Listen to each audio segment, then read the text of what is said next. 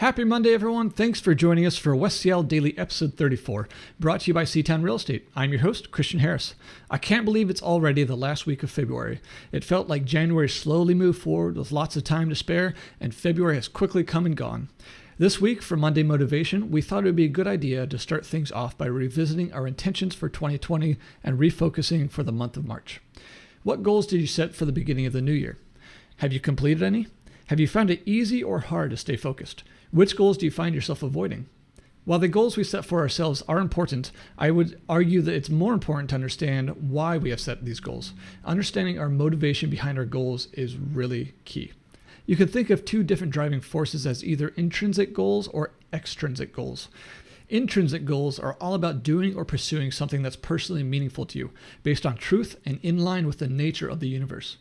These goals fuel our core needs and wants, who we are as a person. Some people may think of these things as inward, but I personally believe that that is too narrow of a definition.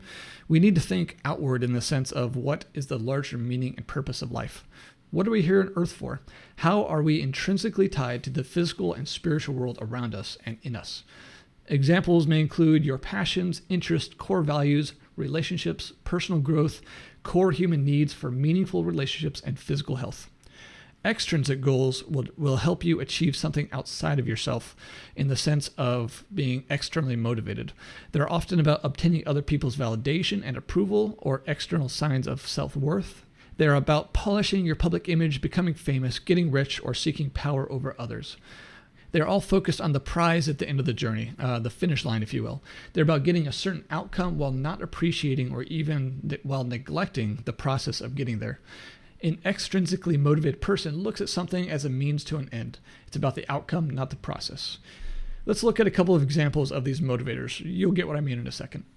Exercising to impress others would be an extrinsic goal, while exercising to feel more energized would be an intrinsic. Studying to get good grades would be extrinsic motivation. Studying because the topic excites and interests you would be an intrinsic goal. Starting your own business to become rich would be extrinsic. Starting your own business because you are passionate about it and want to make a positive change in the world would be an intrinsic goal. So you get the idea. So the reason we're talking about these distinctions today is because I think in our American culture, we tend to be very driven and results-oriented, which seems to lead to two distinct outcomes depending on one's motivation.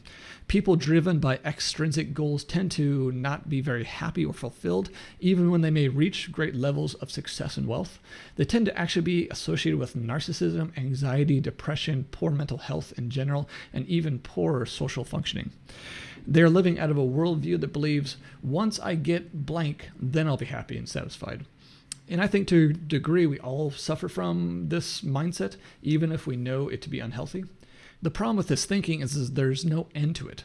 There's always more stuff. There's always more money to be made. There's always more bling to be bought. There's always someone else to impress. It's always about more and more and more.